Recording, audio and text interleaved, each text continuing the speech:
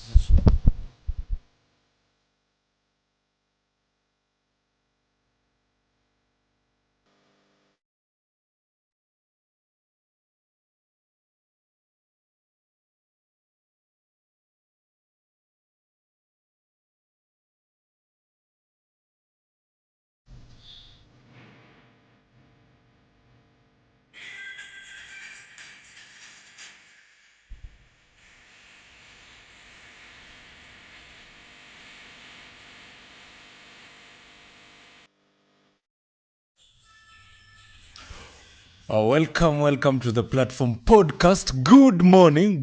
We hope you are all having a very wonderful morning wherever you are. Welcome aboard. And when you hear this voice, kindly make sure that you bring others on board, as we are going to have a very, very beautiful conversation here in the morning. Welcome to the platform once again. My name is Abel Kibet, and I'm here with Derek Kipkorir, the Platform Live podcast coming to you every morning. It's a very, very, very beautiful Thursday, whereby we'll be delving into various topics and what is happening in Kenya, in Mount Elgon, in Bungoma County, in Elgon Ward, and the world at large. So, welcome aboard. Derek, salimia pia watu. Thank you so much. Good morning, wazee, and welcome to platform podcast mzima else this morning. We are talking about some things, and thank you so much for those who have joined me. I'm your host, Derek Kipkorir. I'm with Abel Kibet, who is also my co-host, and thank you so much for everyone who has joined us. Thank you so much. Mnaza tuambie mnawatch mkiwa wapi. We'll be so grateful. We have so many things to talk about, and we are so happy this morning. Harambee Starlets brought a victory home. I think last night they won 1-0 against Tunisia. So we are happy this morning, and we shall be talking about some other things, including our Harambee Starlet victory. Yeah. On the other side of the EPL, yesterday pia tulikuwa na EPL night. Liverpool are on fire manze, leading with 13 points ahead of Arsenal, number 2. Waliweza kuwin, they won their match yesterday. Pia Man City, they came out, mambo yao pia ikakuwa sawa. Manchester United pia, they were able to win 3-2 with a one man down. Waliweza kuwin na 10 with 10 men, I think.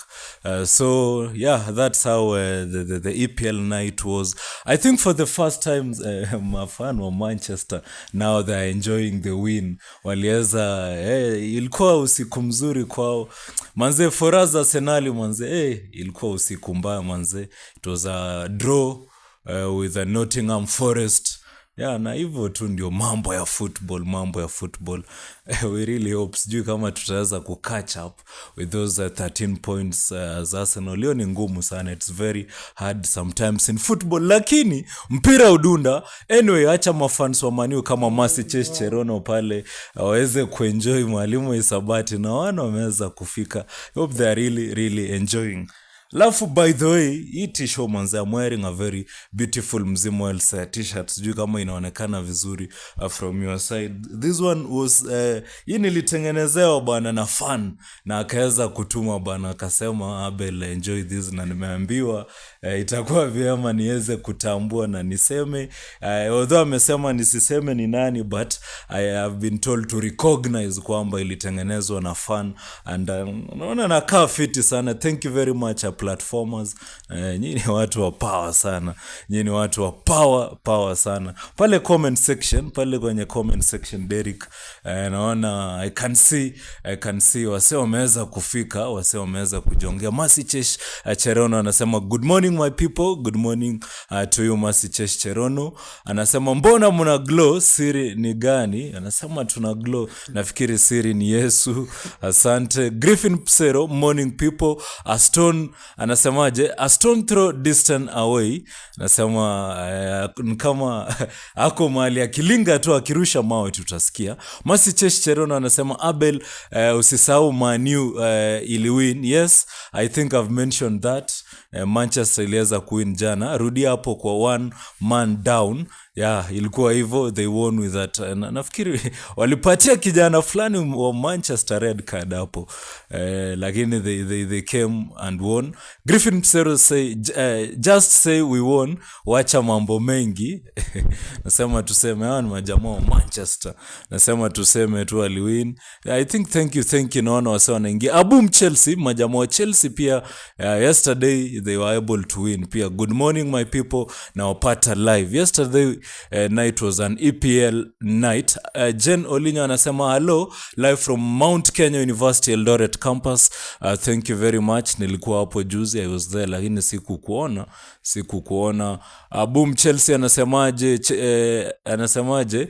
You won but number 14. Shaz Sharon anasema good morning my people. Alafu Robert K. Mkota anasema how is the state of the nation. I think Derek will be highlighting zile vitu ambazo tutakuwa tukizungumzia. Shaz Sharon ni kujulisha kwamba ndio hii t-shirt ambayo nafikiri unasema ilitengenezwa na platform ishafika. I think I'm looking good on it. Natumai nakaa vizuri, na mtengeneze ingine pia, wase wajue this show we are not alone. Tengenezeni zingine na mtume bana, na mtume. Shaz Sharon anasema watching live from Kampala. Asante, welcome to the morning show. Derek, I think we introduce now what we have for our people today.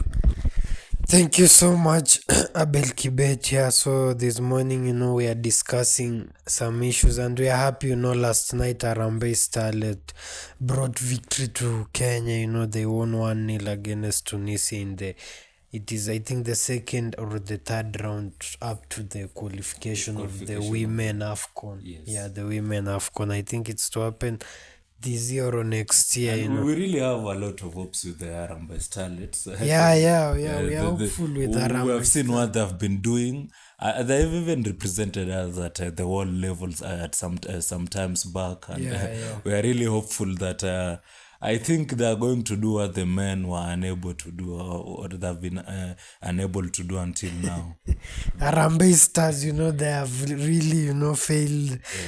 But do you think there is a future for Harambee Stars? Harambee Stars, I've heard that there is a former Manchester United coach, sijui anaitwa nani, but nimesikia anakuja kuwa coach wa Harambee Stars.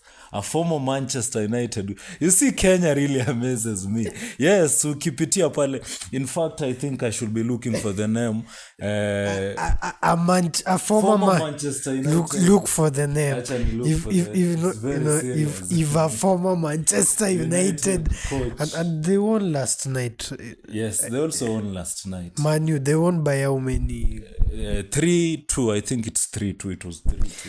Oh, it was just a slight victory. A slight victory, but with 10 men. Oh, yeah. Oh, so it was like, a great victory. Yeah, a great victory. That's a great victory for Manchester. Kwarat Naomi saying live from Kibabi. Thank you so much, Kwarat Naomi. Bethel Kirui tuned in from Kamuneru, Abel, your hometown. Yeah, my home. Yeah, and it's my cousin, by the way. Yeah, Naiona, you look amazing. Zingine zitakam. Sawa Sharos. Leta hizo matisho ban. No, you can't be biased on clothes. On clothes. For sure. Joy Kirui, how are you? Getting you live from Narok. Thank you so much. We saw yesterday Morara Kebaso, filming the president Ruto's 900-acre mansion in Narok, Kilgoris, and he's saying, they is calling to Kenyans to pay Ruto a visit. I don't know if Joy Kirui is aware of what is happening in Narok, but yesterday, if you followed online, Morara Kebaso, filmed he posted on ex-president Ruto 900 acres farm in Kilgoris that has a mansion, inside the white mansion. It just depends. Maybe it was content, maybe for people to know, for people to see. Yeah, and I saw the president was in the coast, and he was mentioning the roads again.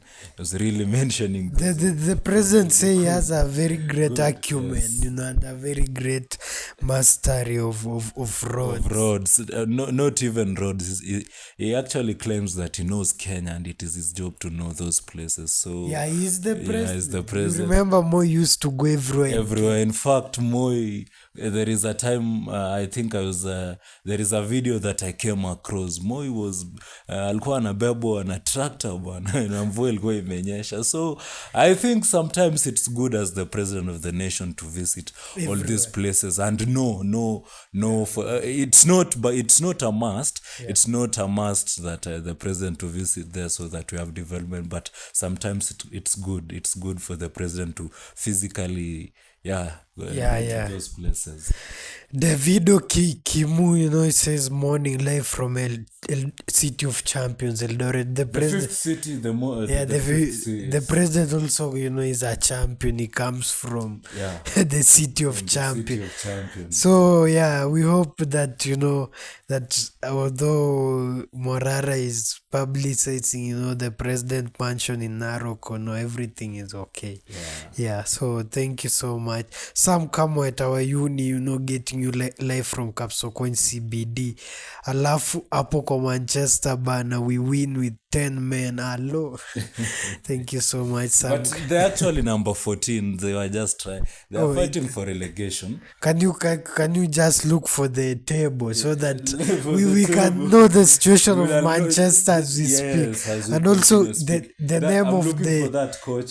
So that we'll know if Manchester will be able to to smile all day long, or the smile is just temporary.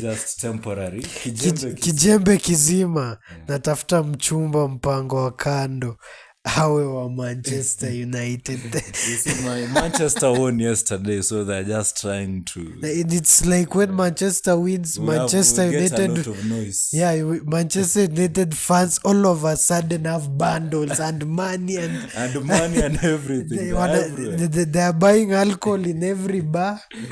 They have bundles. They are here watching, and I'm sure they'll be up to the end. Just to make sure that. That Manchester won. Maybe the the football club has a plan for its fans. It sends them something. They're always very loyal, very noisy, very.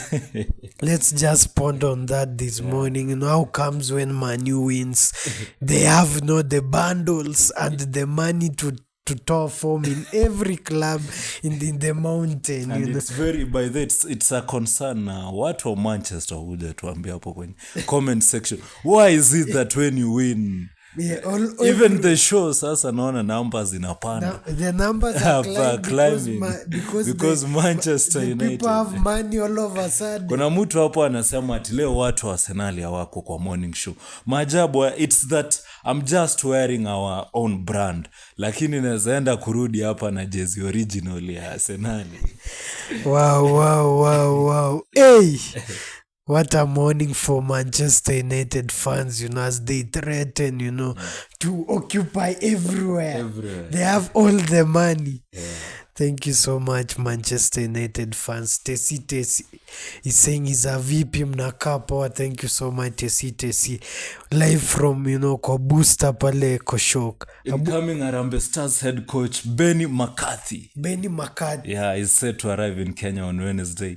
with his official unveiling schedule for Friday next week. Mozart Sport has confirmed. His former Manchester United coach is a former Manchester United coach by the name McCarthy. He's coming to coach Harambee Stars, yes. Will they? McCarthy. Can you look at the before we say the table? We want the table, the EPL table, so that we know which number is Manchester. So even before we come to the table, it's important.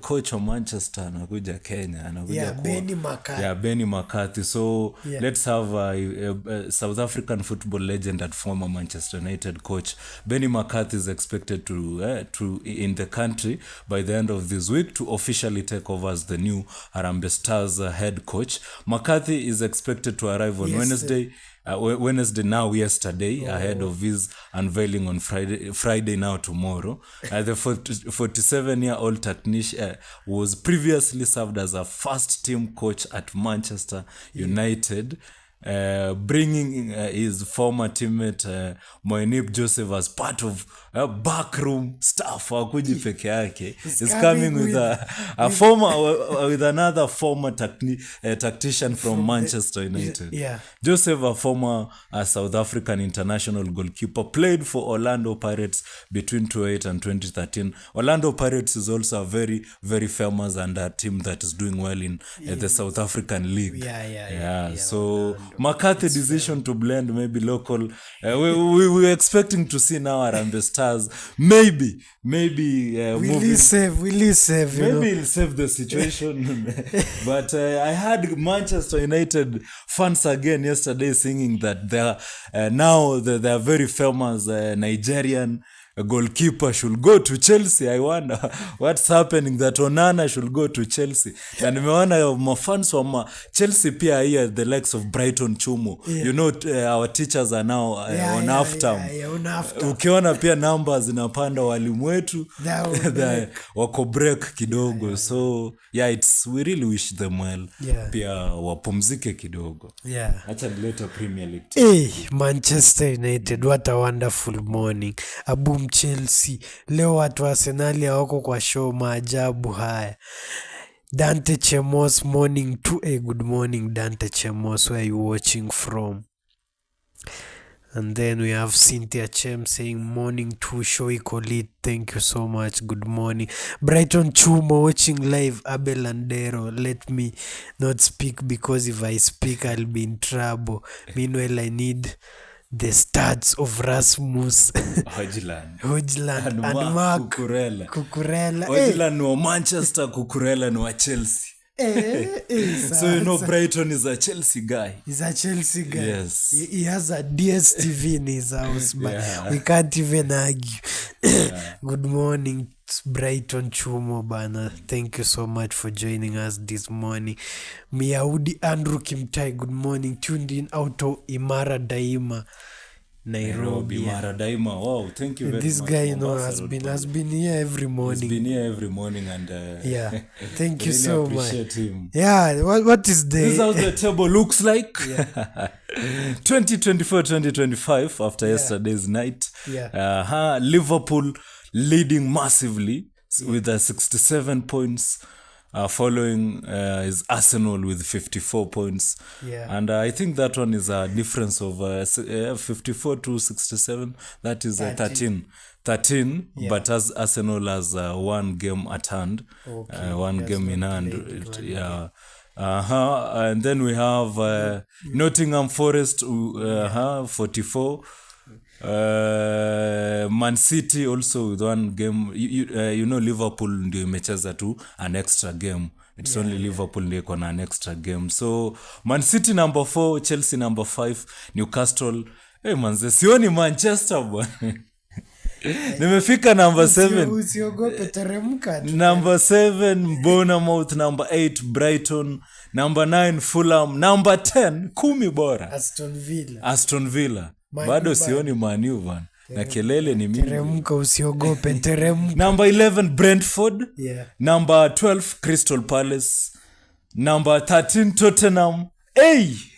Wakifuatwa na ndugu zao wa karibu Manchester United. number 14 alafu number 15 Everton. And I know next game Man U itapigwa atakuja number 15. Wow. So hivyo ndio mambo yalivyo. But anyway, ni mpira ya they wazungu. won last night. I'm sure they're happy wherever they matters for now. Yeah. Faith Matete, good morning. Tune in live from Eldoret. Thank you so much, Faith Matete. Now is Eldoret, Miaudi Andrew Kimtai same nitafutia watu wa Arsenal ama wangali kwa Forest. Abel ni wa Arsenal. Mimi mwenyewe ni msee wa Arsenal ya mia bwana. Sisi kwanza if anything we drew. Si tulidraw hatu kulose. If you cannot win your games at least draw. So si tuko sawa. Nothing to worry about manze. But we hope you're having a very very good morning. Yeah. So yesterday night, Harambee Starlets won, one goal against Tunisia, in their round 1 second leg qualification for the women, AFCON, which, is set to happen. It's 2026 next year. It's set to happen next year, and the sole goal was scored by Teresa Engesha in the 3rd minute, with goalkeeper Lilian Aor making 2 crucial penalty saves to preserve the lead. The results, gave Kenya 1-0 aggregate win over the 2 legs, eliminating Tunisia and advancing Kenya to the next round of qualifiers. So it seems Kenya's, women made save, the nation from the shame of being a football pariah, pariah state that cannot play football, cannot really shine, in football. Maybe the women of Kenya, might save the nation. Yeah, if you see the current talent that you're having with the Harambee Starlets, even when you look at under 17, under 19, under 20 from the Harambee Starlets, they've been performing pretty well in various occasions, in various competitions.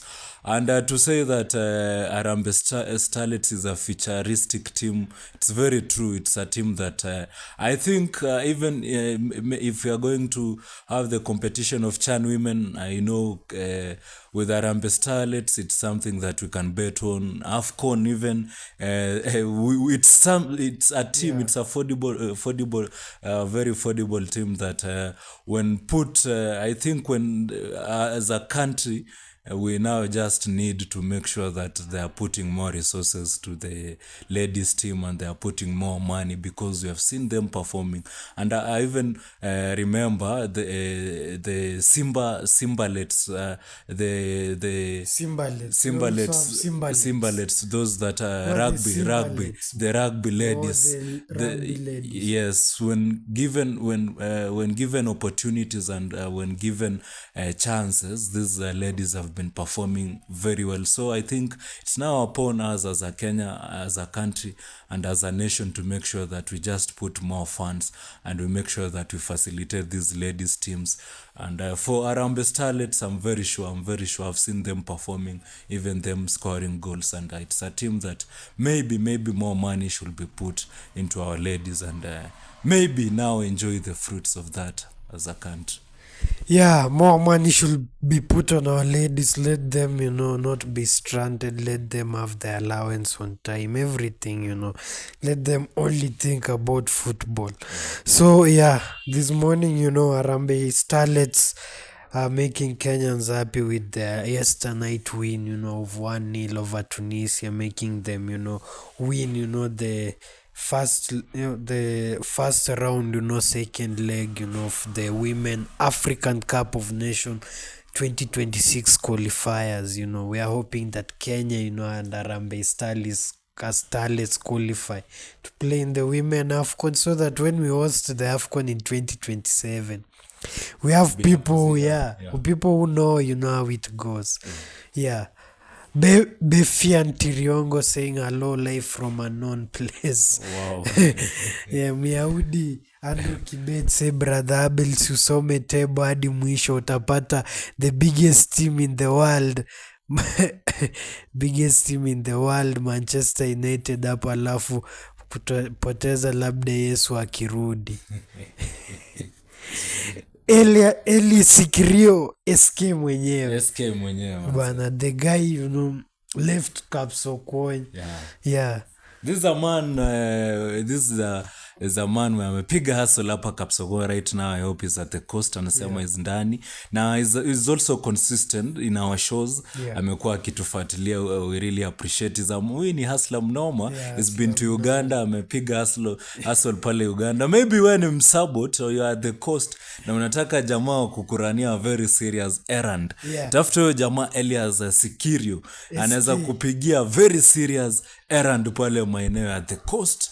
But is also a very ni driver msure, is a very sure driver. Ashofa mtafute. Rashid Kapsoti anasemaje, Myahudi Andrew Kimtai, unajaribu kurusha mawe kwa police. Next Sunday mko nao na mtapigwa tu, mrudi na yenu 15th. Game ni 90 mkuu. By the way, Arsenal will be playing with Manchester next weekend. And Manchester United. We are waiting for you manze. So unaona ameambiwa hapo usirushe mawe police station.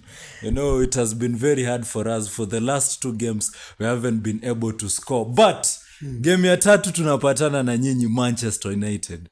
Chungeni sana. Muulize SK kama amejua pool ama bado ni kurutu. Wapi SK bana? Umesikia swali kweli? Umejua pool ama bado ni kurutu? SK.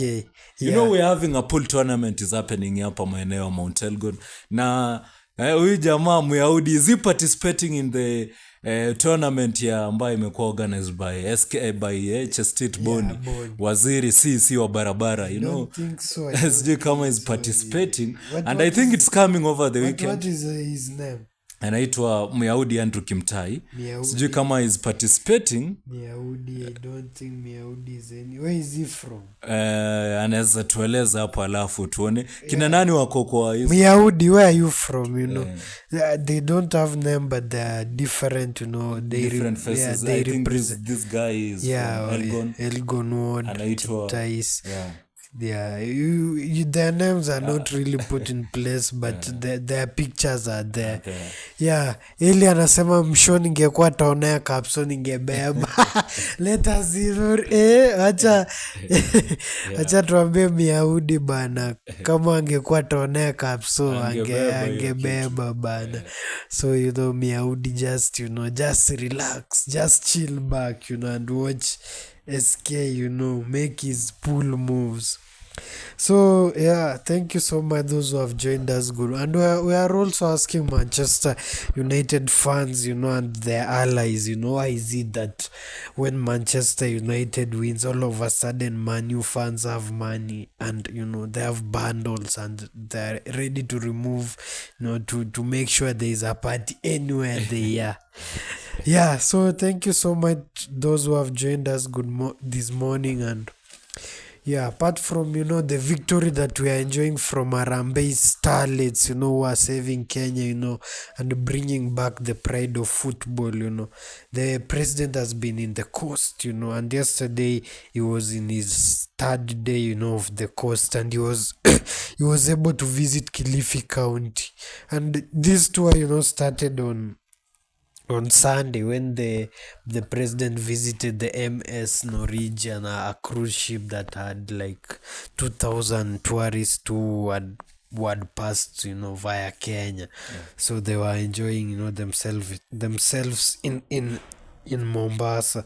So the trip started in Mombasa, then Ruto went to Kuala, and yesterday was in Kilifi. And we saw him, you know, launch several projects, you know, that we shall be talking about. And today is in Lamu County, you know. Lamu County, you know, has insecurity issues, has problems with you know, with Al-Shabaab, you know. We have seen even Manda Bay, a whole like an American army base is there. So, you know, today the president is in Lamu, and let's talk about yesterday. We saw him laying a foundation for, you know, 1,000 units in Tezo affordable housing. This is in Kilifi. And he did also mention that Kilifi is the fastest growing counties in Kenya. And we shall be talking about that, you know, in a few, you know. We shall be having the list of counties, from number 1 to number 47, so that we shall be able to talk about the state of Kilifi and maybe also just talk about Bungoma County, which number is Bungoma County. Yeah, the president also did commission.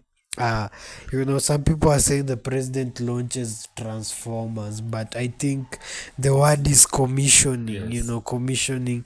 He did commission a 33/11 kilovolt. I think it is a step down transformer. He did a step down substation in Sabaki. This will help electricity to go to 20,000 households within the Sabaki area. Yeah, the last mile. It's part of the last mile connectivity. Also inspected Mariakani, for 400/220 kilovolt substation. Yeah, so the last mile, connectivity and taking electricity to as many homes as possible in Kenya, it seems to be among the president's core agenda. Affordable housing, we have seen him, really launching housing, and universal health care. Hospitals are being launched, and then we also have the last mile connectivity, which is consistent. Whenever the president is going to launch something, he has, the last mile. Yeah. And he also did launch a 30-kilometer Jomvu Mariakani, dual road. They are making it now a 4-way lane, like a 2-way now. It will be a dual road, like having 4 lanes at a cost of 10 billion. I think the president really loves, everyone in this country, taking 10 billion to Mombasa. Yeah, and SK is there, but he needs to tell us. Yeah.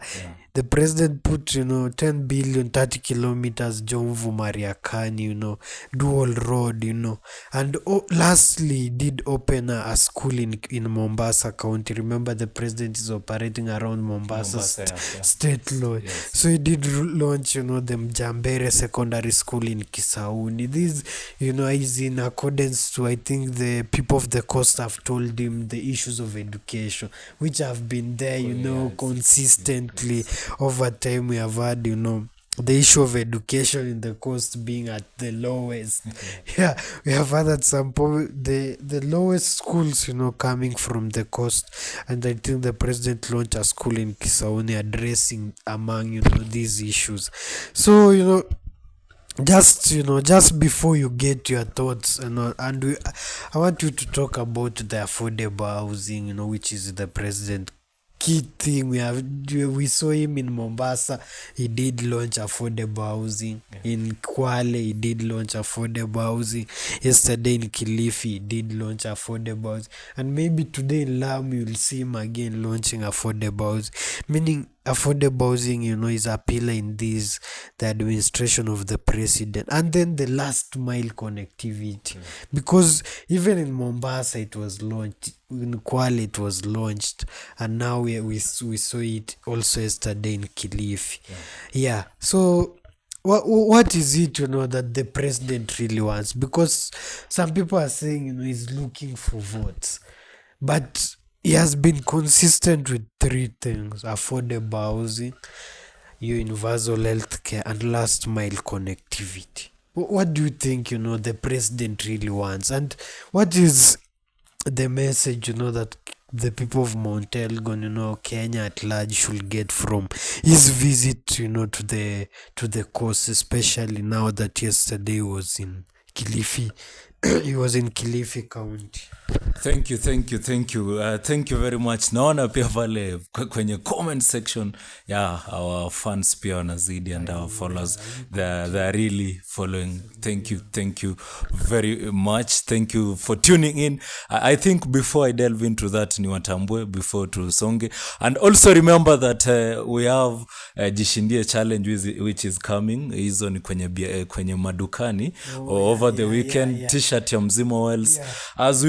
as Derek ameweza tu kuwajuza mengi ambayo ina happen inconsistent to that. Remember, we also have a lot happening here in Mzima Wells studios. We have the Jishindie challenge whereby you just participate, unapata t-shirt yako ya bure from Mzima Wells studios. Choma na ngoma is also coming 12th April, takuwa tunapatana pale Nairobi, meetup ya Mzima Wells. Registration tu iendelee kufanywa. Elias Sikirio anasemaje, napenda vile Mbogi na grow, big ups man. I think he's been following consistently the morning show. Asante sana. Anasemaje Myahudi Andrew Kimtai anasema hiyo tournament si kumake kufika juu ya kazi huku Nairobi. Alafu mimi ni mse wa Kimobo kwa retired chief Chemtai. Wow, kumbe ni jamaa wa nyumbani Kimobo tu. Thank you very much. Felin Mining I think she's anasema kumbe siri ni Manchester wakiwin ndio wanaingia mtandao hivi. Hello Arsenali, I think Arsenali now you need to push your we need to push up. You know watu Arsenali hatunanga kelele, utatuona tu na jezi tukiwin. Sisi ni watu ambao we are so calm, tumeweza kutulia. I think Felin Mining is following from the United States of America. Inaitwaje? Alamad ama inaitwaje? Alabama. She's following from the state of Alabama. Arab Kiboy, jamaa wa power sana, anasema watu wa Mahindi Elgon, Maundi Elgon, good morning watu wenzangu. Mzima Wells kwani amkuji kwa Chebukati. May his soul continue resting in peace. Joy Nesco anasema good morning my people, asante. Shida ya Manu wakishinda tu kidogo wanajawa na kiburi. Faith Kiprop anasemaje? Anasema hi guys, tuko ndani, thank you. Joy Nesco anasema I'm here. Anasema Joy Nesco iko ndani. Good morning my people, tune in from Mombasa Kenya. Pia Josh Mkale ako Mombasa where the president is visiting. Anaweza tuambia he'll be telling us kama hizo maneno whatever is happening there is real and it's true. Abum Chelsea anasema president amefanya kazi mob sana. For me I can, anasemaje hapo juu, acha turudi kidogo. Anasema the president has done a lot, kazi mob sana. For me I can say is overworking. I love Ruto more than any other president. Thank you very much for your feedback. Abum Chelsea anasema nafikiri nimeisoma. Brighton Chumo, William Ruto is smart and in 2027 everyone including the Gen Z will sing his name, me included, because he's employed more teachers in 3 years. By the President Ruto has employed more than ilikuwa walimu ngapi? More than walimu wa JSS were confirmed. Alafu more than 79,000 teachers have been employed as 76,000 teachers. So the history has been made. History has been made. Felin Mining anasemaje, bye, have fun there, I really enjoyed the show. Majaliwa acha nilale, then registration ni how much? Choma na ngoma ama ya t-shirt ni so moja ya choma na ngoma, which will be April. Registration ni 2,500. Unaza just do inquiries from that number. Hiyo number yenye iko hapo, fanya inquiries alafu takuambia unalipa namna gani. The weekend challenge registration ni so moja peke yake, na itakuwa hatari sana. Yahudi naona anasema atakuwa kwa kinyang'anyiro. Hata Felin Mining atakuwa kwa kinyang'anyiro. Nimeona Faith Kipropia wanasema atakuwa.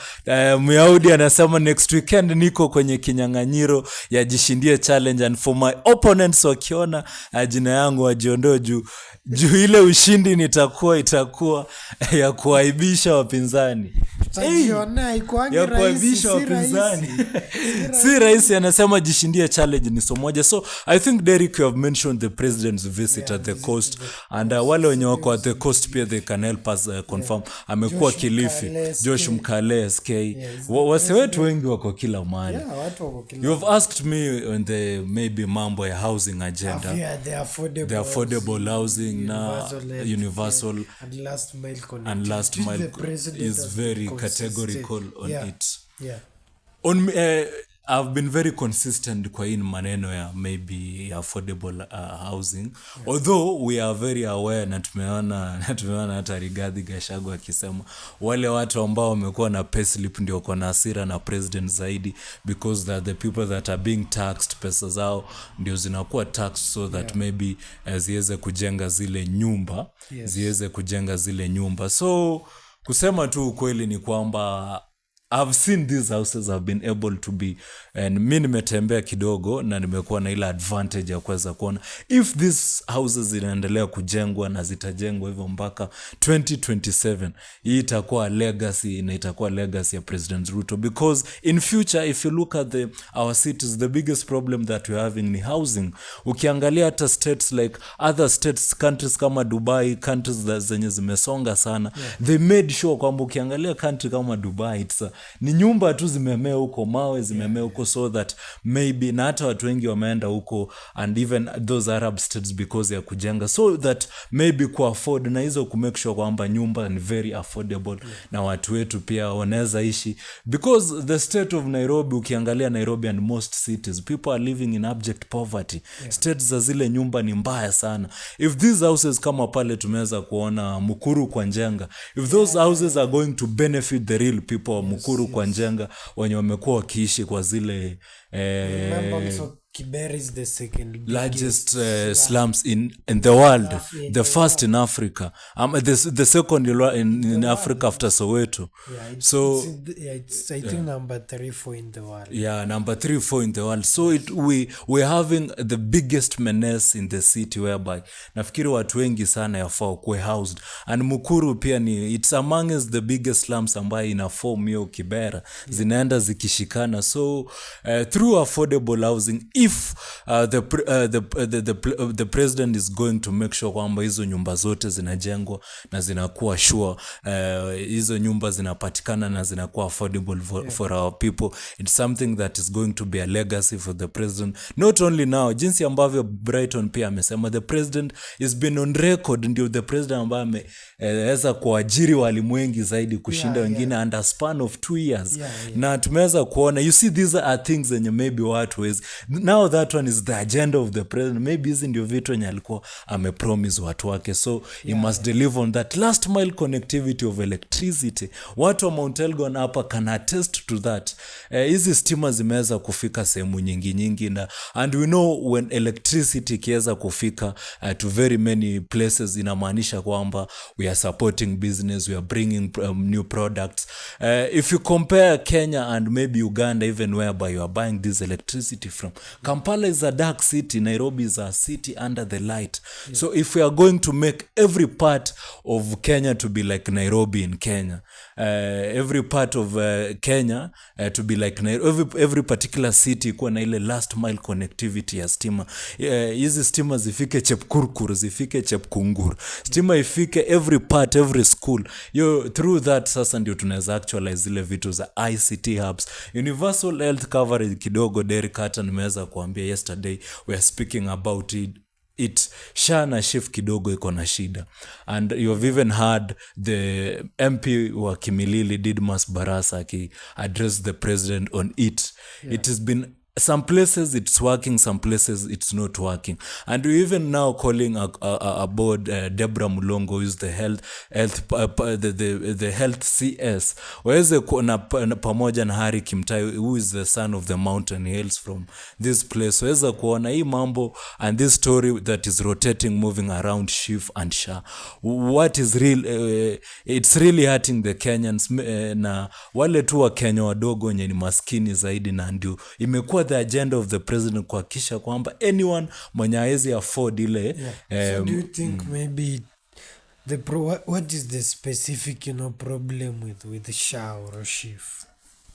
Ukifika pale hospitali, most hospitals hawajaweza kulipwa, the coverage, the cover haijaweza kuketa for many ukifika pale hospitali mingi wanasema they have a lot of bills, they must buy medicine, lazima hizo services ziendelee, but SHA is not pumping in money, hakuna pesa. So these people are asking the president to put more money, jinsi ambavyo maybe nini ilikuwa inafanya NHIF, more money had been put to it and it was working. So maybe hizi policies, it will be very good for the government watafuta mali kuna loopholes kwa hii SHA, na waweze maybe to make sure sasa they are still, because we remember kuna vitu kama hata zile za women could go to the hospital na wajifungue for free. right now ni yeah, it's ni ngumu, it's not happening, na ni it's a matter of public concern, and we know very many people cannot afford hii mambo ya health. Yeah. And it's something that it's real, it's happening. Hata wewe Derek, toka leo fika pale hospitali utaambiwa maybe yes, watakwambia your system, you're in the system, lakini system haina pesa. Maybe mtu wako na bill. I remember inaitwaje, NHIF could pay up to a bill of even more than $1 million, but right now ukiangalia shift watu wanatuambia haina pesa, and it's very very true. So it's something of the national concern, even as the president moves huko kwenda huko Kilifi, huko kwengine mali amesha kuja na we have seen even some MPs who have been bold enough to tell the agenda, it's a good agenda of the president ya kuhakikisha kwamba universal health coverage inafikia every other Kenyan, lakini wale ambao wamekuwa registered, it's not working for them. Let us make sure kwamba we seal hizo loopholes ambazo ziko hapo kwa SHA, alafu we move on forward very well. Yeah, so let the loopholes in SHA and SHIF be evaluated and solved so that we don't have these complaints. Yeah, we have also seen, some people saying that the issue of SHA and SHIF is not because the system has a problem. It's because the hospitals, are paid for something that has already been done. That someone has to go through maybe being treated, and then the hospital now, asks, like sends the bill, I think, to the SHA authority, and then they are paid, and then the person also is being treated gets the message that what, this money has been paid to this hospital, so that because you are treated there under the SHIF, the Taifa care. So I wanted to ask you, do you think also it's the doctors are turning away people because maybe they can no longer play their hide and seek game they had with NHIF? And if that is the case, and I mentioned that yesterday, it's now the role of the government to make sure that policies have been put. Any doctor, like for instance here at Kapsokony, it's a public hospital, level 4 public hospital. You have been registered under SHIF, Derek. Fika pale utibiwe. You see where size utafika pale watakwambia no, sasa SHIF haijatoa pesa, go and buy medicine out there. Kama una pesa, because you can do nothing. But now it's the work of the government to make sure that no one there at the hospital, maybe ukifika pale wamepata shida yako ni waweke hata basi every hospital ikuwe na policies, mtu mwingine sasa kwa a follow up, because if the doctor sasa ndio wako na they're feeling that maybe since sisi sasa isi kama NHIF, whereby maybe hata huko unapata message kama mgonjwa ujue venye your money has been used, and maybe some doctors, because we have even heard that the private hospitals ndio zinaenda kuumia zaidi, because maybe they had formed a cartel system na ile the other system yenye walikuwa wanasema ilikuwa na flaws and more money was being stolen. Kwa hii ya SHIF sasa, ule mwananchi, because mwananchi Derek is going to the hospital, after the hospital anatoka pale hospitali anaambiwa SHIF hajaweza kutoa hii pesa, go and buy medicine pale nje, tayari ushaumia and hawezi fanya kitu. It's now the government to make sure kwamba ukifika pale, maybe the government now should go ahead na kuweka sasa their officers pale ya ku make sure this thing ina run. Ukitoka pale wanakuuliza umetibiwa, is maybe after service of SHIF. Ukiingia pale unapitia kwa SHIF, ukitoka pale sasa unapitia tena kwa SHIF, umepata nini na nini, so that tusikuwa na hii conversation yenye wagonjwa wako wanasema this thing is not working, because watu wamefika pale wanasema it's not working. Yeah, so let's hope, bana, it's not the doctors who are turning away, the patient. It's the system that is faulty. But, according to, to the SHA, according to Social Health Authority, to them, about they came out with some facts about the Taifa Care payment. They say SHA has contracted over 15,000 facilities in public and private sectors. So there are some private sectors also that have a contract with SHA. The signed contracts stipulate that all claims are paid within 90 days. But we also even saw yesterday the CS for Health, Deborah Mlongo, saying in Senate that it even now they're paying, even within 30 days. Another fact, they say that this is according to SHA, Social Health Authority. Now they're saying that notwithstanding the provisions, SHA has been paying claims every end month. All SHA claims up to 31st January have been fully paid. This is according to SHA Authority. That according to them, all SHA claims up to 31st January have been fully paid. Number 4 is effective 1st March 2025. Effective, I think, next month. Effective 1st March 2020, patients will be getting an SMS message once the hospital receives payment related to the treatment. There will be no one to mislead. They are saying so. Maybe, do you want to say something about that, or let me just read the last, what they said, about. They say regarding the old debts that are owed to facility as defunct by NHIF, the money that hospitals owed, they were owed by NHIF. They saying, whereas some claims are genuine, as it has come to the attention of the relevant authorities that some claims were pushed through as we come closer to the transition to SHA in order to create liabilities. The investigative agencies have seized the matter, and soon the wheat will be separated from the chaff and necessary action will be taken. Taifa Care remains steadfast in our determination to clean up the healthcare system, and no amount of intimidation will derail us from the noble cause to provide quality health care in line with Article 43 of the Constitution. Now you see, SHA has come out to say we have contracted 15,000 facilities in Kenya. Yeah, and if you log into like SHA system now, if you say you are in Kapsokon, they will tell you hospitals that are around Kapsokon that they have a contract with. So, do you think the way they are saying there's do you think SHA is being intimidated by maybe politicians who are going to say outside there that it is not working, or they're saying the system is failure? You saw Salasia telling the president one-on-one that SHA is not working. Do you think so, or do you think it is the problem, or the problem is how it is being cut? Because it is cut based on the salary that you have, like 3% of like your basic salary, or not basic but gross, gross income.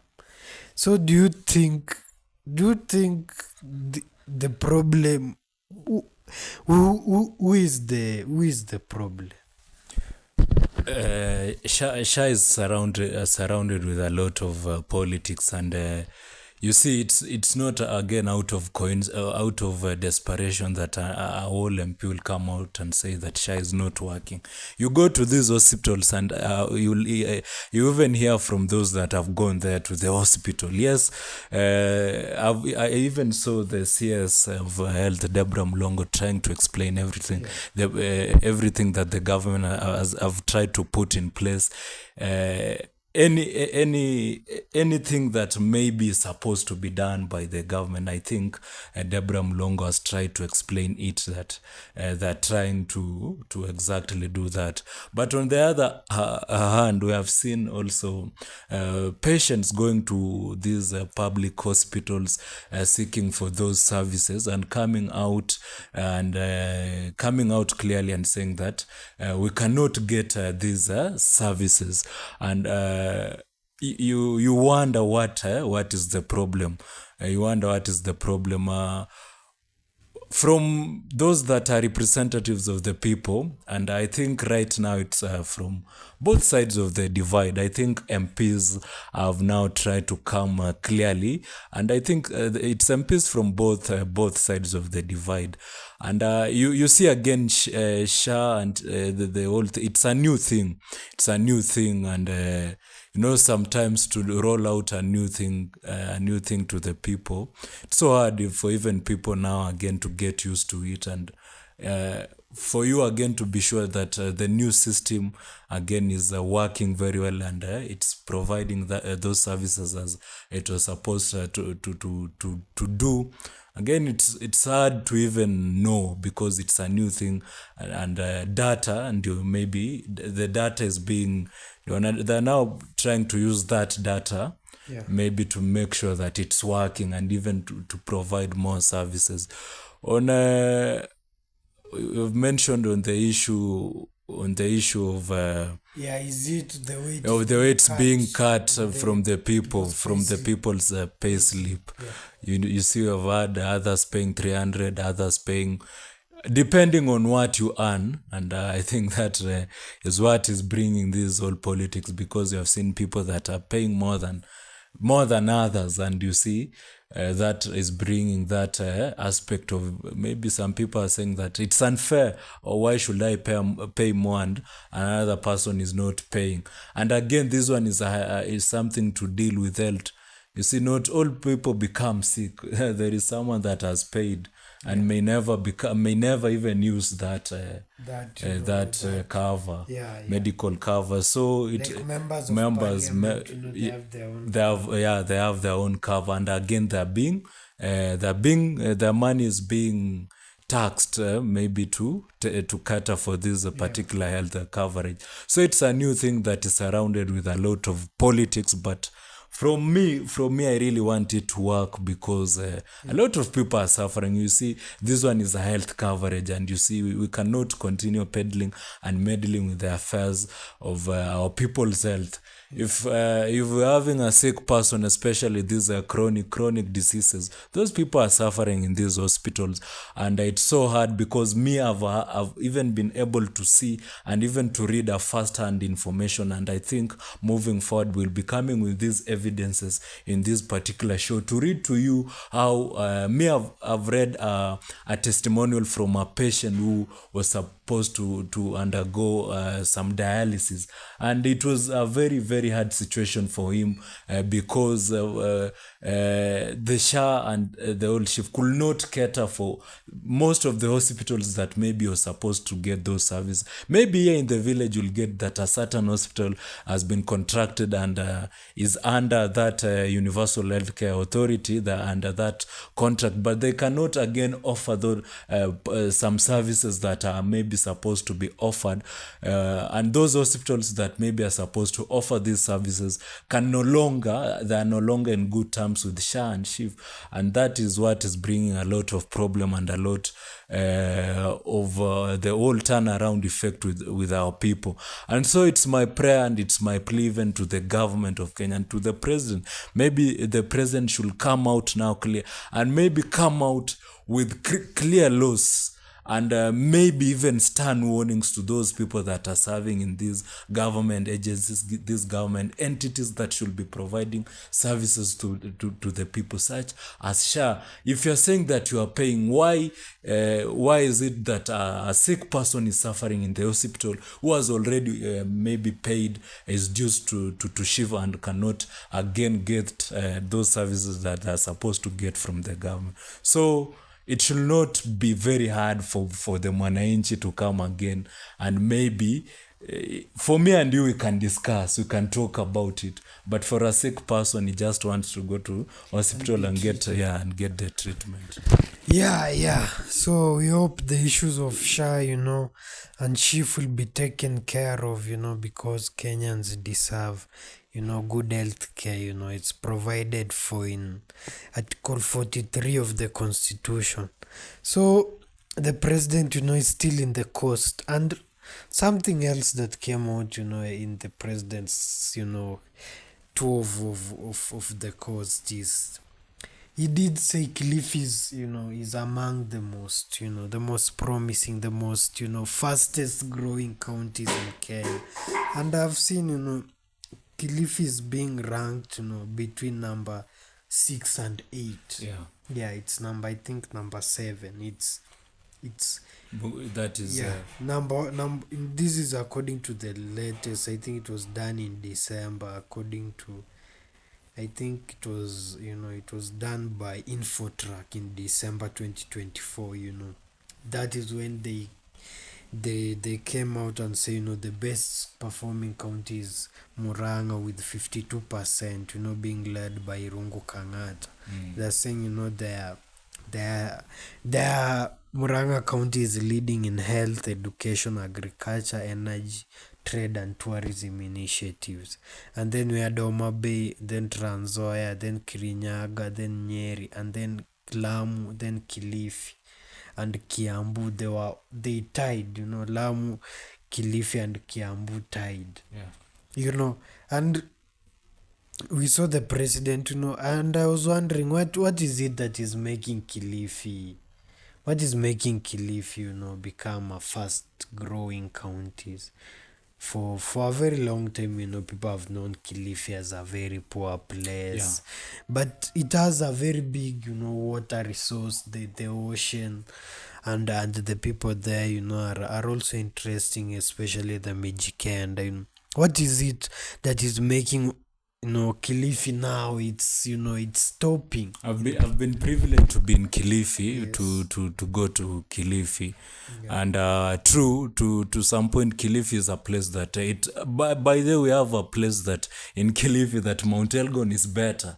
For information, a very, very poor, sad state of affairs. We have a place that they have never seen electricity in Kilifi, and I was seeing there we have a lot of villages that has a lot of witchcraft in Kilifi. But right now, as you're saying, it's a turnaround of events, and it's good to note. One thing that I must note that Kilifi, by extension, is at the coast, and now very many people are starting to develop Kilifi because land. I think their land now and nearing the coast, people are now starting to develop there. People are building there. People are moving to Mombasa now, going to Kilifi. I've seen people developing good now starting to develop plots in Kilifi, and I think it's a turnaround because now I think the coast Mombasa is now very congested, and I think its proximity again to Mombasa and its proximity to the coastal land, making it a very good place, destination for tourists. And by extension, the people there are very also welcoming, and I think availability of land for even expansion and even to expand various projects that maybe the county is coming up with. And you see, Kilifi is a futuristic place because we are used to the traditional maybe Mombasa, the traditional maybe those other coastal towns, Kwale, Diani.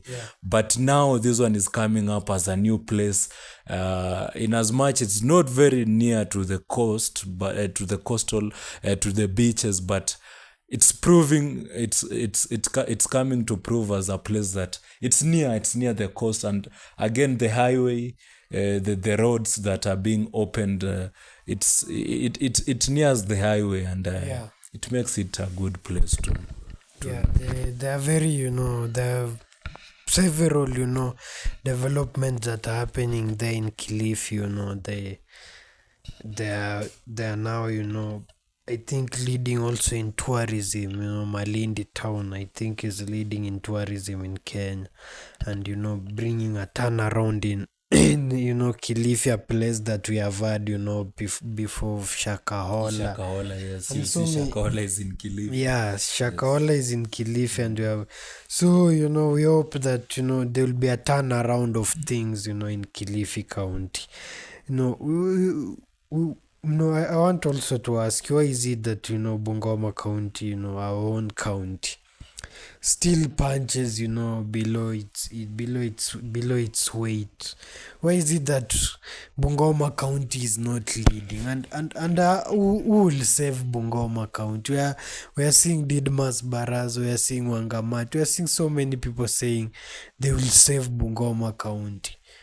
With regards with what is happening, Bungoma was number like 14, 15 in the recent, I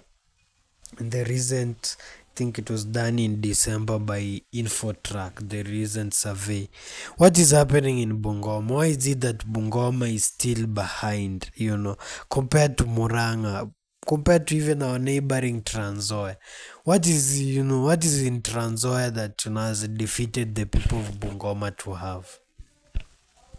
Bungoma County, I think we have a lot of untapped potential that we have not yet. I think our leaders are not tapping into it.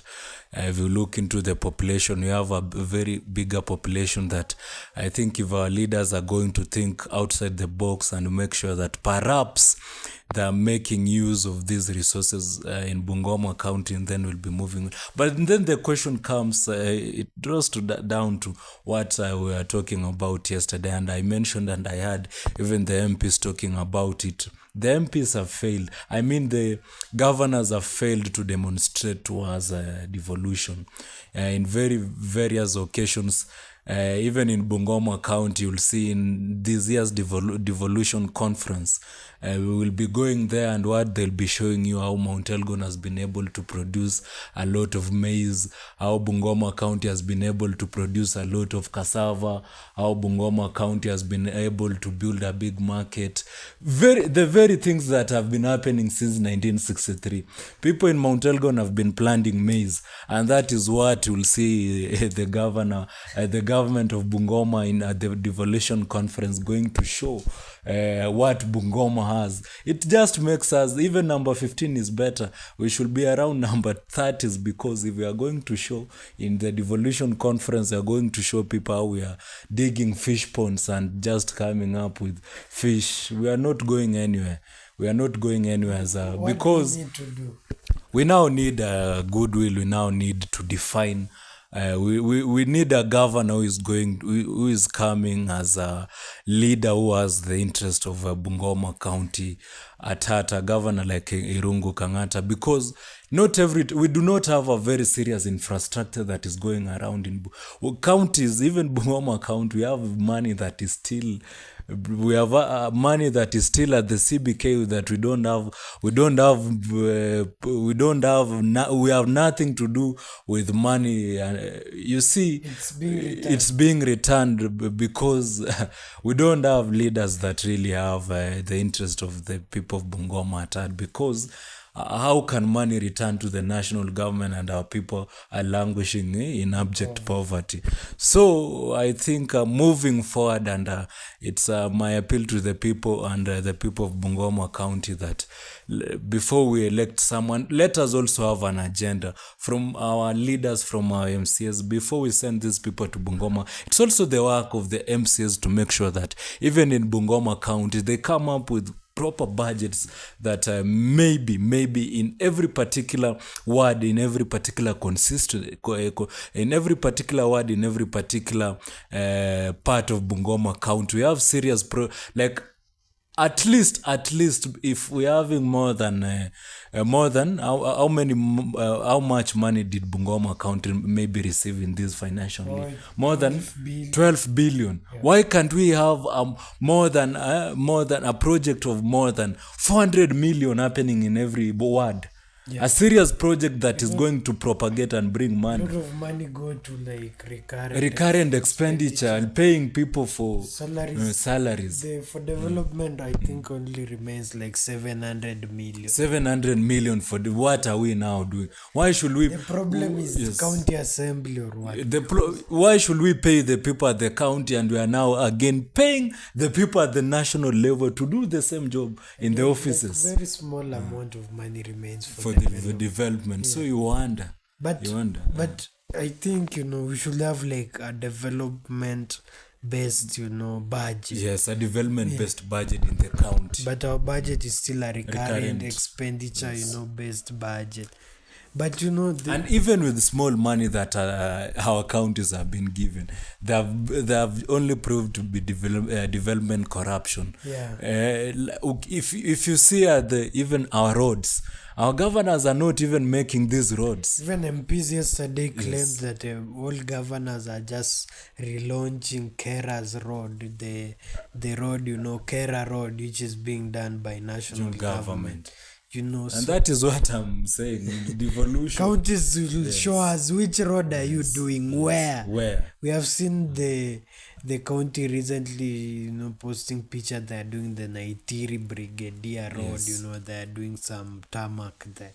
That is good, but show us more, because that is just one road, and we should have, I think Bungoma should be like the first county assembly, but there are already county assemblies that have live proceedings already.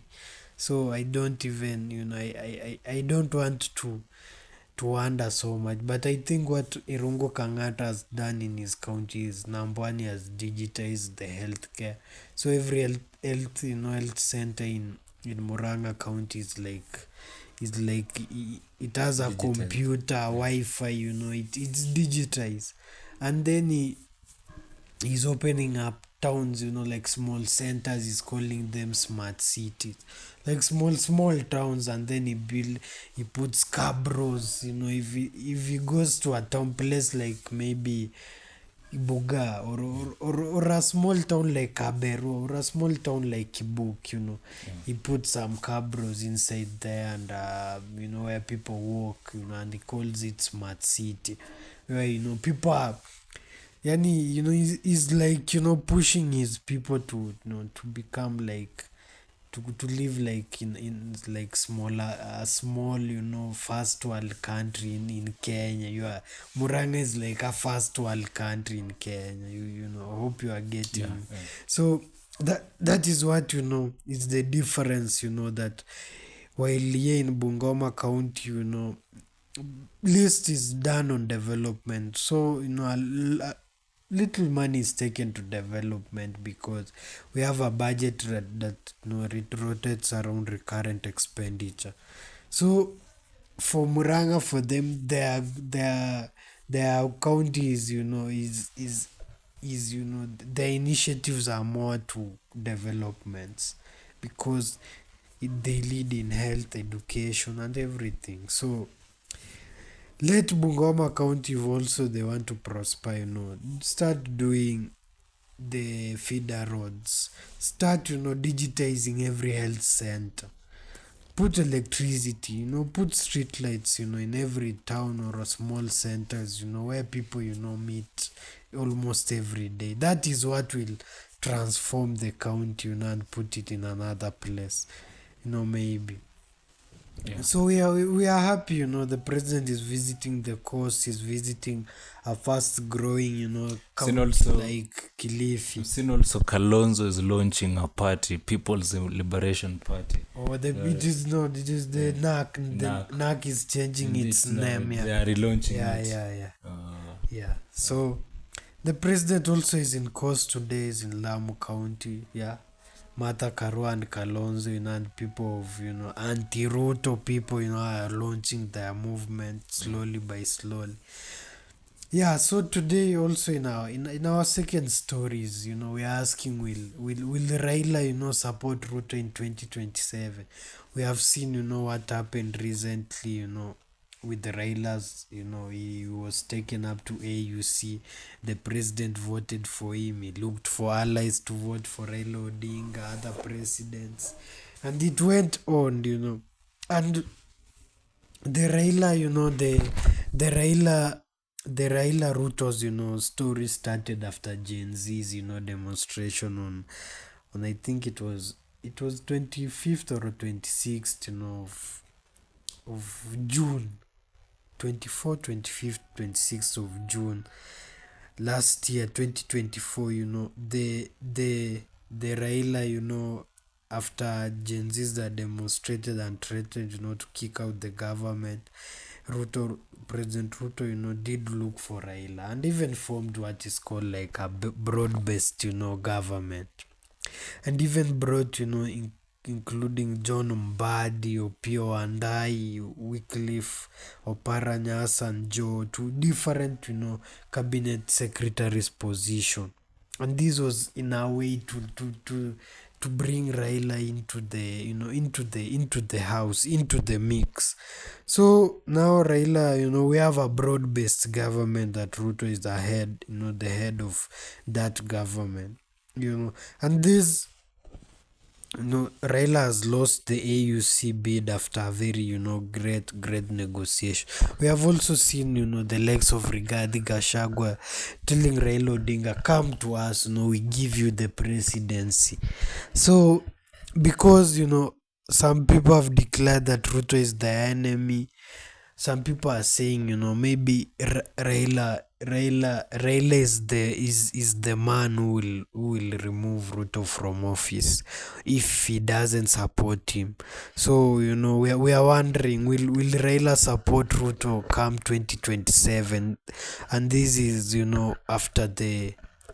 is after we have seen Raila loss in AUC and the continuous, bromance with between him and Ruto, the broad-based government. Now we are seeing even Senate committees that were officially for people in UDA who are allies of Gachagua have now been given to ODM. And ODM has now a sizable share in the current government. And now the question is, and even Raila has said that he will soon be announcing, and we are following up on that. We are hoping that an announcement, comes out very, very fast. And we are asking, will Raila, support Ruto in 2027? Because he has been given cabinet secretary's position. He's now being given committees in the Senate and Parliament. He has been given everything, I'm sure, whatever he wants, Raila is being given maybe not critical positions, that Ruto, things that are important to him. So out of these things, and even as Ruto goes to the coast, these are counties that were Raila Odinga's stronghold. And now the question is, will Raila and the announcement that is going to announce soon, will it be, him saying, my followers follow Ruto, or will he be telling his followers, I still have another bullet and I still can fight on? But according to anti-Ruto's people like the former DP Rigathi Gachagua, they're telling Raila, come, we give you the presidency. And do you think even will Gachagua give Raila the presidency? The question should be, will Ruto win in 2027? They're already together, I even find it hard to even discuss. Some people I've been talking about how Ruto, yes, that maybe Raila is just counting days, and Ruto still defeated. Ruto defeated Raila, defeated Uhuru Kenyatta. We should just be talking about broad-based government. The president says that he has just allowed his government to be a government that is going to be a government of everyone. The politics of 2027, I'm dead sure that President Ruto is going to be the president come after 2027, because all these people that are just trying to very seriously realign right now, in 2022, they seriously realigned and they were with Baba. It's not going to be a new thing. Baba being with William Ruto just gives him the convenience of leading a peaceful nation, so that maybe we avoid, Baba is the only person that has a very serious following compared to that of Ruto.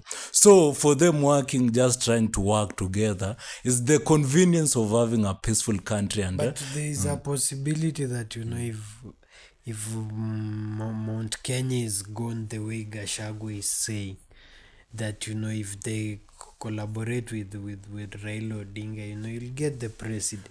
Raila Odinga has not demonstrated is not demonstrating his willingness to work with Rigathi Gachagua. Whoever is saying, who is that is saying that it's Raila has not said that I want to work. It's them trying to woo Raila to come to their side. And regardless, it's what it happened in 20. All those guys were against Ruto. All of them were against Ruto. Name them, Martha Karua was against Ruto, except Rigathi Gachagua, and who right now looks like a replacement of is been replaced by Raila Odinga on this side of the divide. And it's not that the whole of Mount Kenya is gone by. There's so many Mount Kenya people are keeping quiet. It's few people that maybe are talking, because we have people from Mount Kenya who are seriously in government. Who are still in government, and they are serving in those so for me, from my eyes, I am not seeing a situation whereby, in fact, it will never happen, because when you look at history, I was trying to read history of, I think it was Kenneth Matiba and the father to Raila Amolo Odinga, Jaramogi. He was betrayed many times by the people of Mount Kenya, and I don't see a scenario whereby he's going to even work. And it's not that Raila doesn't know. He knows the people that he's going to work with. If it's going to, if he has never even gotten that absolute and massive support from the people of Mount Kenya. From, if anything, he's only been gambling with them. He'll definitely support Ruto, because we know Ruto has been a member of ODM. He's been a founding member of ODM. Raila is the party leader of ODM. And I think if you try to compare who is likely to work with you, if you're wise, it's very hard for Raila to go and work with Rigathi Gachagua. And I really wonder what it's because it's just a story of relevance.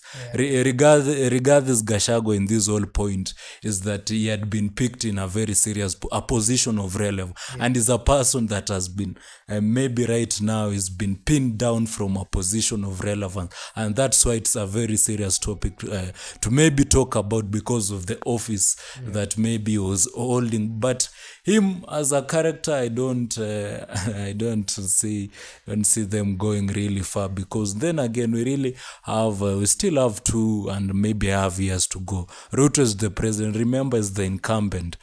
I really wonder where why would someone now say that unataka kudharau the president, that he doesn't have numbers?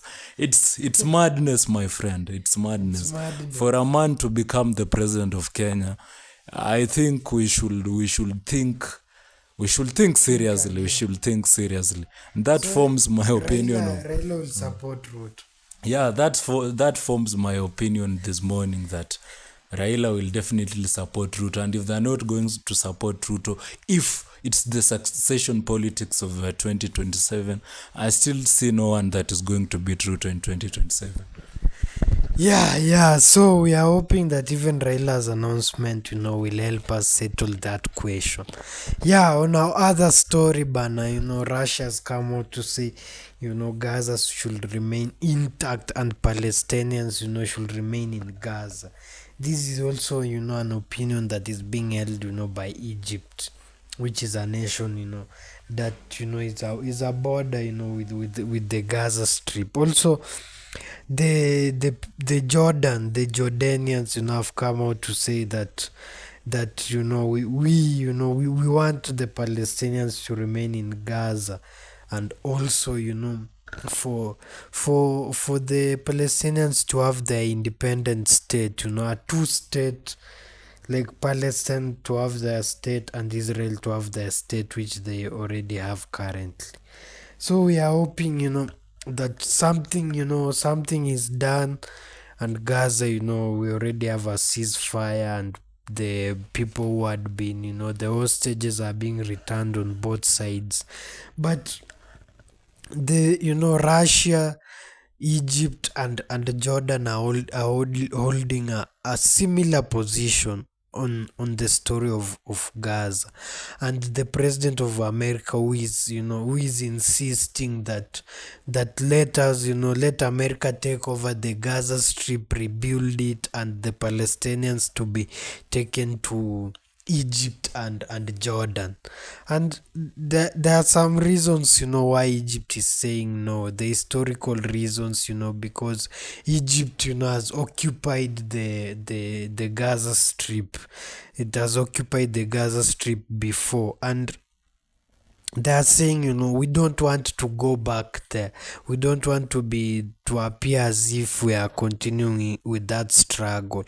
Also, they don't want the Palestinians, because if the Palestinians migrate to Egypt, they will come and live around Sinai, which is like the closest point from the Gaza Strip. They are believing that these people might, form an insurgent, which Egypt has fought before in the same place. So and Jordan is saying that the Trump suggesting that that America takes over the Gaza Strip for them is it's not a solution and should not happen at all. And as we look for peace all over the world, in Sudan, in Congo, and also in Ukraine and Israel, which is the best solution for the Gaza Strip and the people of Gaza and the Palestinians?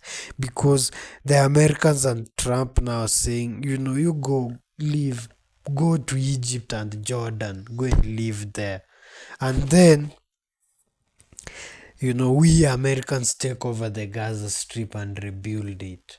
But also the Russians, the Egyptians, and the Jordanians are saying, no, let Palestine have an independent state and let them remain in the Gaza Strip and let them, do whatever they were doing there. So according to me, I see, let them, talk about it and reach a solution. But what do you think, is the best solution for the Palestinians, the people who have suffered, obviously, in Gaza? What do you think they should do? It's a very hard question. And I think it's a very complicated situation because should they leave their country or remain and build? Yeah, you see, even when you wonder, he remain and rebuild, and you still continue with the war because you still feel they'll come and do the same. Like nothing is moving for them. And yes, they are in constant wars because it will still happen. If again they are going to leave that place and to leave the place to be rebuilt to them by the Americans, it doesn't make sense. Where are you going to live again? You see, it's a whole complicated situation, and I cannot be in a position even to know what will happen there because.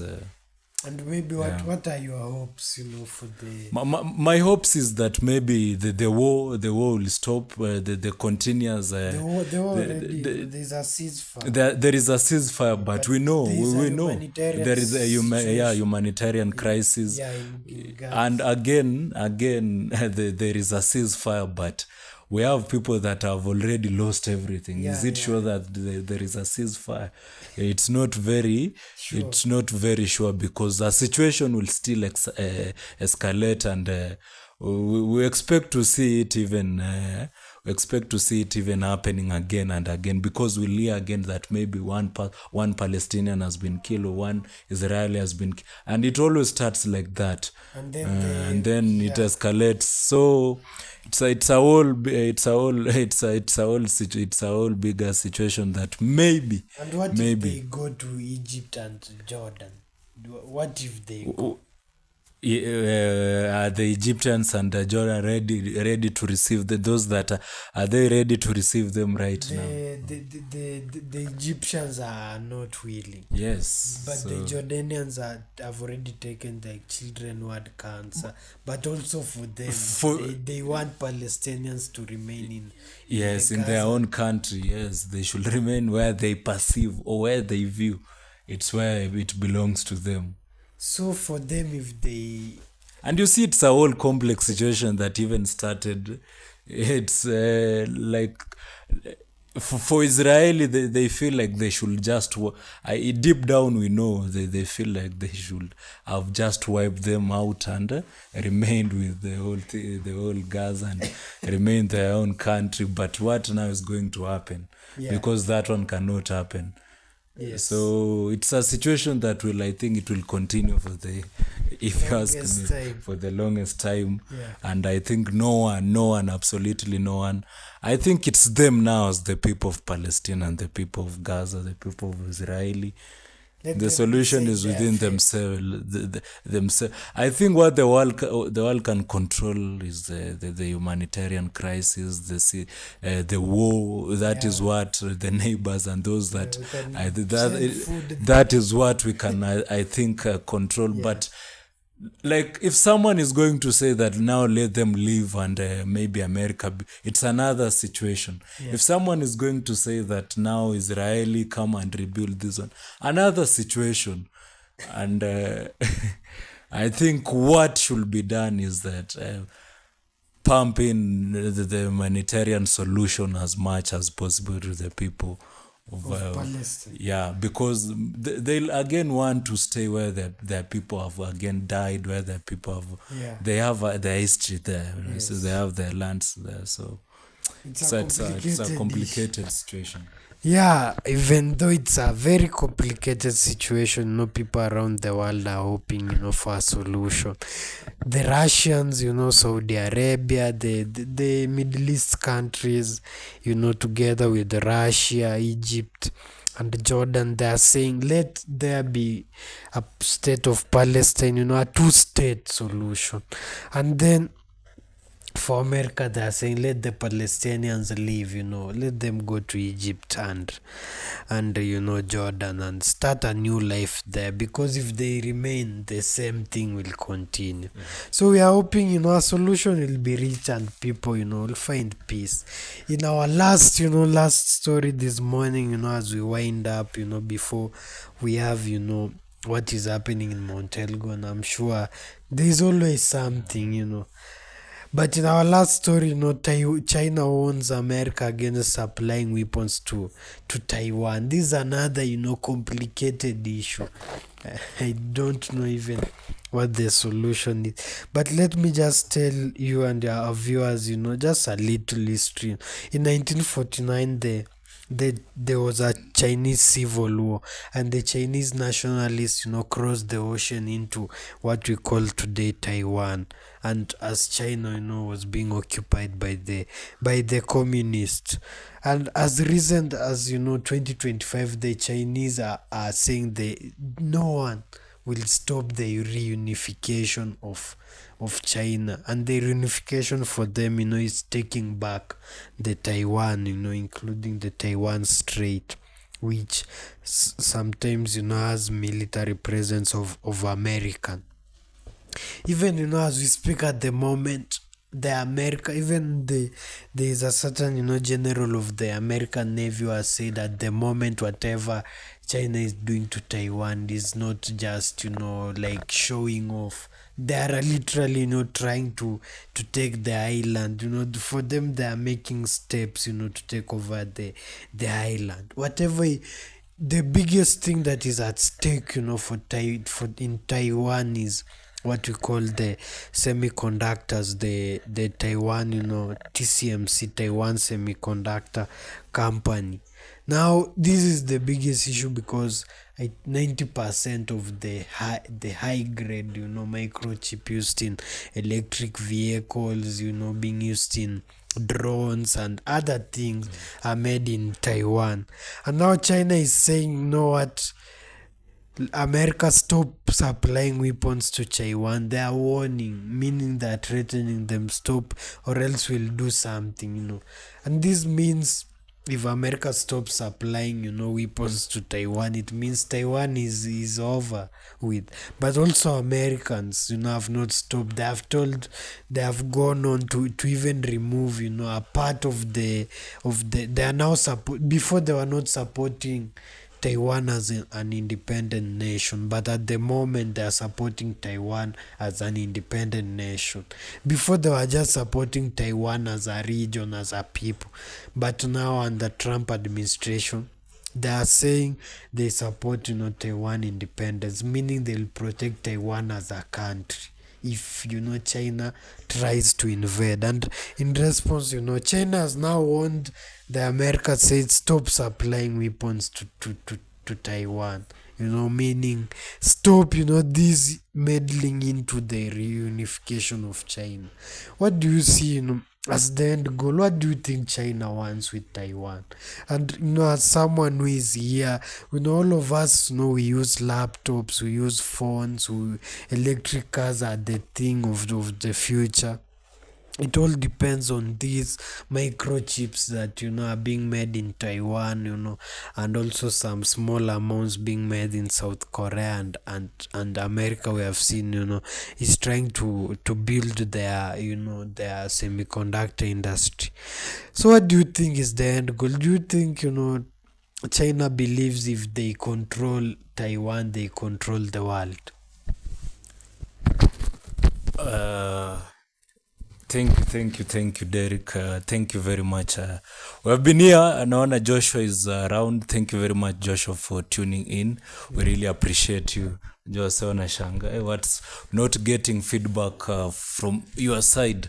Yeah, it's good. It's good that we are still with you here for the last 2 hours. Najua si rahisi. We have very few shows that goes for 2 hours, manze. That you are using your bundles. We really appreciate you. Hata hakuna show kwa hii Kenya bana kwa radio yenye inaenda for 2 hours. You should really appreciate us, manze.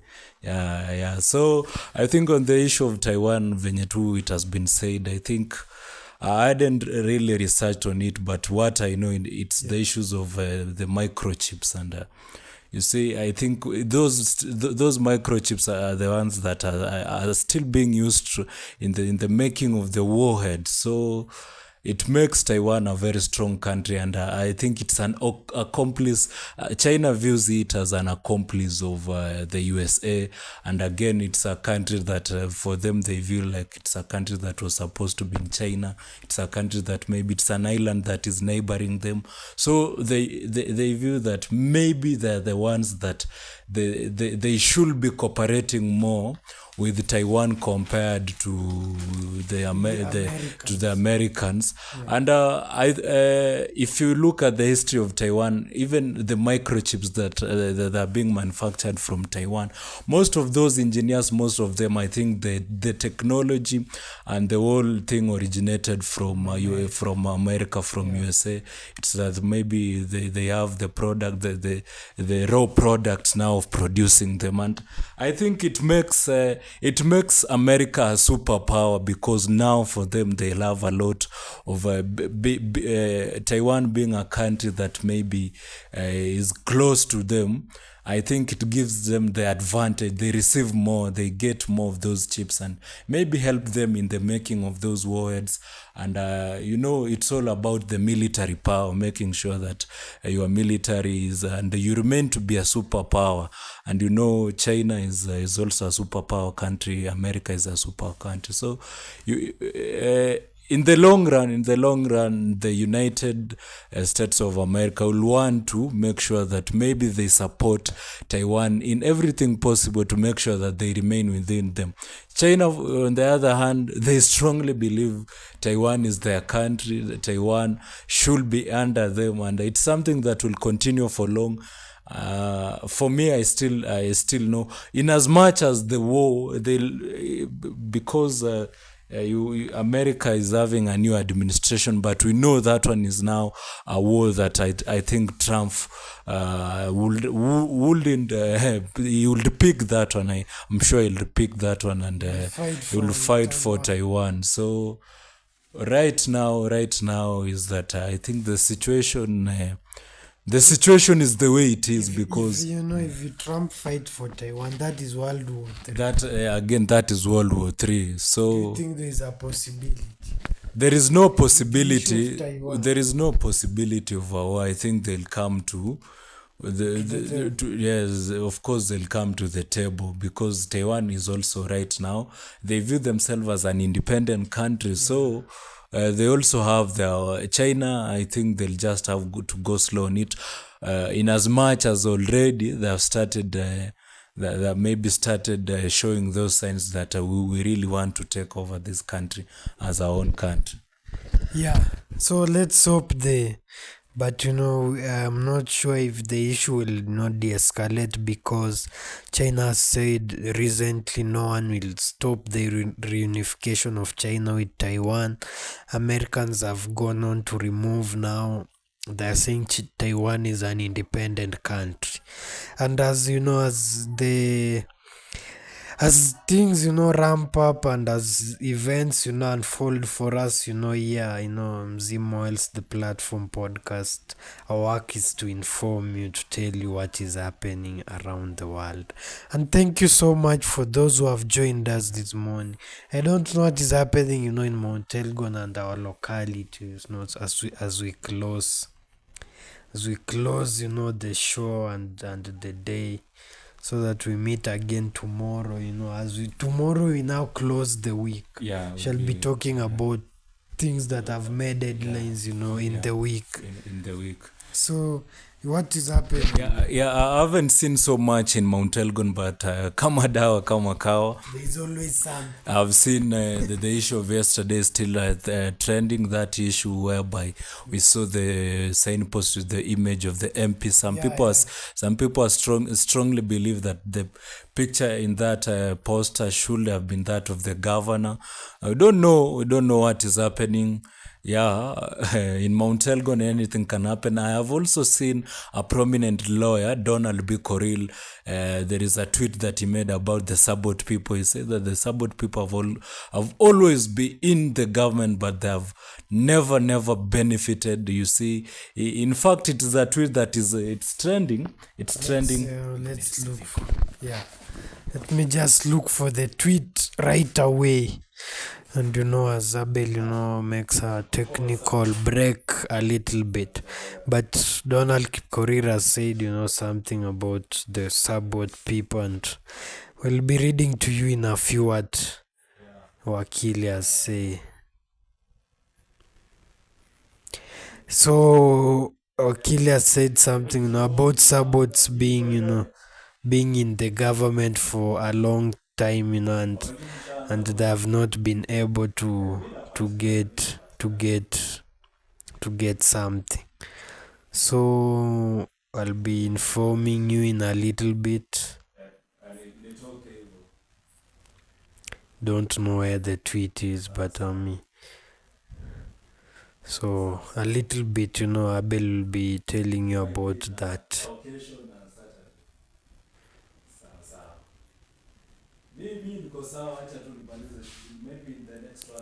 So in a few, we'll be winding up. Our show has been great. We have talked about the president of the courses was there in Kilifi launching things, related to last mile, to UHC, universal health care, and also so many other things. For us here, in the platform, it's to inform you. The other thing we have talked about is the situation of, what Russia and other Middle Eastern countries are saying about Gaza, what China is warning, about. What China is warning about America, about Taiwan, and that has been the last story, So I don't know, I haven't found the tweet, but of Donald B. Corriera. Yeah. I think it's something that is trending. Let me find it before we end the show. Yeah, we are ending the show in a few.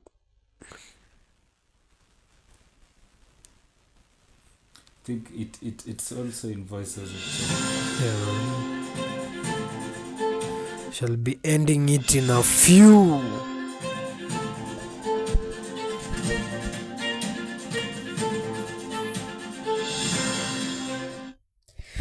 In a few, we shall be ending, shall be ending. Shall be ending, the show, and tomorrow we meet again, here in the morning for like a weekly roundup of what has been happening around the world.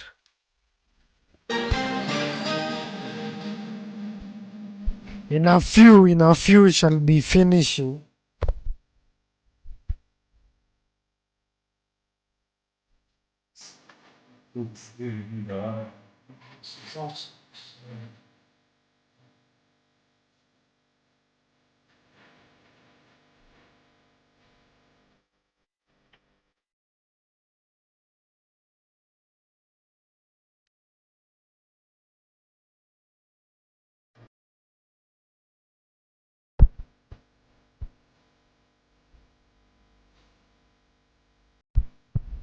Yeah, we shall look for the tweet, Here's the tweet. Yeah. Donald B. Coril says, Saboti Kalenjin subtribe occupies Mount Elgon area, a rich, arable and beautiful environment. Sabot have been in every government since independence. They always join the government of the day, yet the area wallows in abject poverty, absent development and primitive killings. Why? Yeah, so Donald Kipkorir, said something, about the people of Mount Elgon, the Sabots, They have been in government since 1963, but the place still wallows in abject poverty. Why, and killings. And he's asking himself why. So thank you so much, those who have joined me. I've been your host, Abel Kibet, not been your host, Derek Kipkorir, and I'm with my co-host, Abel Kibet, also the director. And thank you so much for joining us. Maybe if Abel has something to say for me, let's meet tomorrow. Yeah, thank you very much. Thank you, Derek, for this wonderful show. We've seen it speaking up very well. Thank you. Until next time, peace.